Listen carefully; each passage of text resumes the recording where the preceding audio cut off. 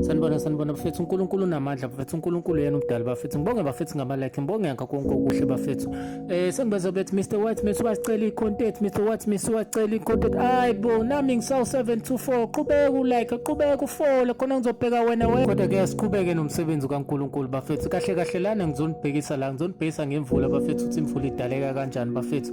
Lana bafethu niyabona nani ukuthi bafethu ilanga bafethu idonsa amanzi olwandle, mese khuphuka nawo abaphezulu abamafu, mese sindela phezulu lawo manzi lawo amafu ayolwandle ayehlela kuthina bafethu, asigezisa ngenkani bafethu. Kahle kahle uNkulunkulu bafethu uyasigezisa ngenkani, sithanda singathandi bafethu. Ingakho le gang bafethu, le gang enye bafethu iwathanda la manzi emvula bafethu, ngoba ayazi bafethu ayasigeza bafethu, ahlanze zona, ahlanza konke bafethu. Yebo singcwele baba, singcwele uNkulunkulu, siyabonga ngamanzi emvula, siyabonga uNkulunkulu wami. Kodwa-ke ngisho ukuthi manje mese ulapha endaweni, usulapha endaweni usuthe inethi imvula, mese ngiyabona ukuthi awu imnandi le way. Oh ingenza ngifuna ukuhlalisa ipain.